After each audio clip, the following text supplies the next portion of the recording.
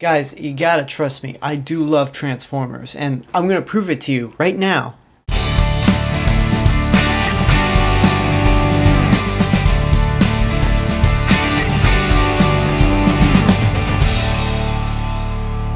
Don't expect many TV show reviews because I'm only doing this right now because I gotta prove to a lot of you, including my friends, that I still love Transformers. Okay, so Transformers Prime is basically an animated TV show for the Hub that basically centers around 5 Autobots: RC, Bulkhead, Ratchet, Bumblebee, and of course, Optimus Prime, as they are on Earth trying to keep the Decepticons from ruling the Earth, basically.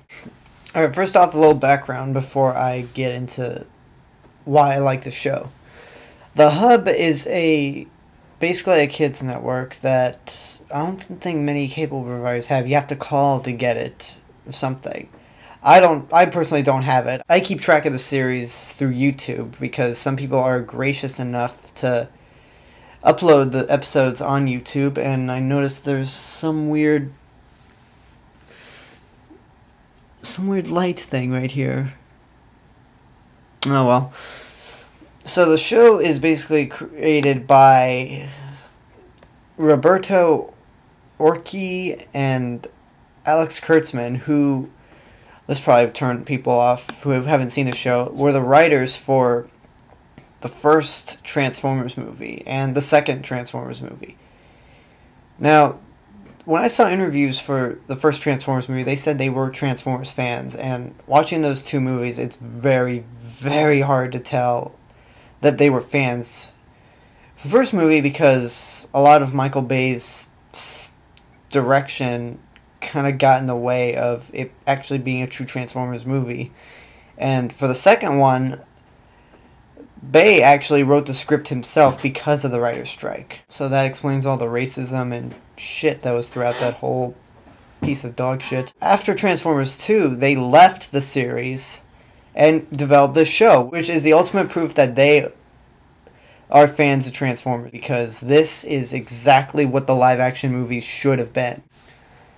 I mean, the show is about the Transformers. I mean, granted, there are human characters in it that play vital roles, but the main focus of the show is on Optimus Prime and the Autobots, and Megatron and the Decepticons. The fact that the show has a select number of key characters, and the fact that it's actually made by somebody who knows how to make a good Transformers anything, it's easier to get to know these characters more. Bumblebee is the young one. He's full of spirit, and even though he's probably the least experienced of the group, he is a fighter. Bulkhead is the tank of the group. May not be the brightest, but he will get the job done. They also don't make him a screw-up or just some dumb guy. He's just a big guy, pretty much. Doesn't Bulkhead kind of look like the Iron Giant? Must be the mouth. RC is probably the most complicated character of the series because she has to deal with death a lot. She does and acts certain ways that Autobots shouldn't, or at least according to Optimus.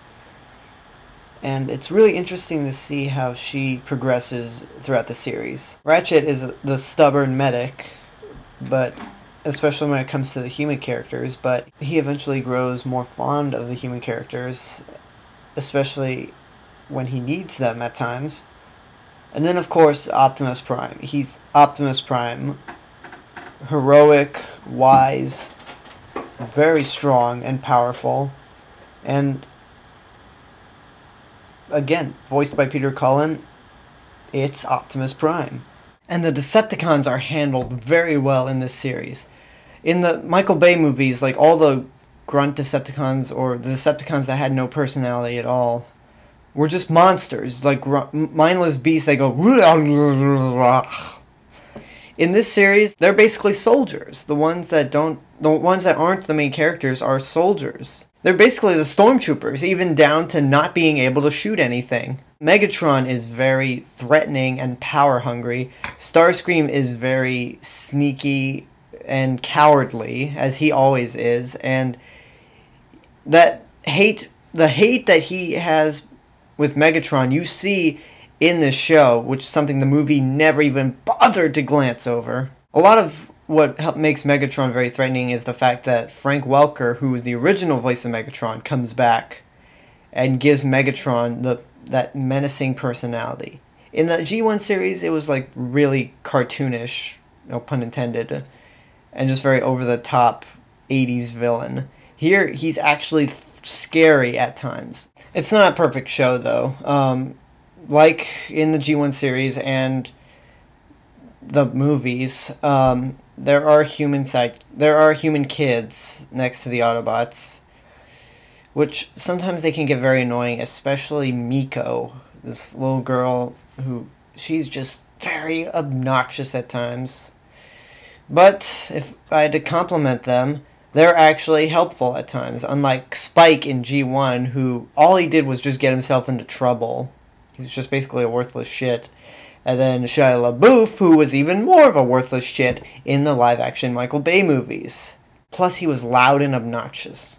But that's a mild criticism at best from what really is a really, really good show. The action scenes are cool. Some episodes are very dark. I mean, the show is rated TV Y7, and given the show's nature, it should be TV PG, because there's a lot of stuff that happens throughout the series.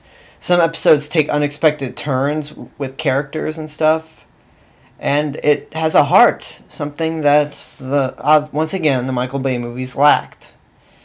I consider this the apology letter from the writers of the first Transformers movie. If you always thought Transformers is stupid and you hated the live-action movies just like everyone else, this will not help because the damage has already been done. So, this is for Transformers fans who despise the Michael Bay movies like I did and want a really good Transformers series. Hopefully until a good Transformers movie comes out. I give the show 4.5 stars. It's really, really good, but again, it's for Transformers fans. And before I take off, I'll list 5 of my favorite Transformers Prime episodes. So if you are curious enough, I could give you some advice on what to watch. Now, some of these episodes are in separate parts. I'll say what episodes are in separate parts, but here we go. No particular order. We got Nemesis Prime from Season 2. Orion Pax, which is a 3-part series that was the season premiere of Season 2. Partners, which is a big turning point near the end of Season 1. One Shall Rise, which is the 3-part Season 1 finale. And then the 5-part series premiere, Darkness Rising. And before watching One Shall Rise, I should probably mention that it's best you see the episode beforehand, One Shall Fall, because that sets up everything that happens during the 3-part season finale. Those are the Transformers episodes I recommend. Thanks for watching, and I got 2 more videos to prove that I do love Transformers. So I'll see you guys later. Bye.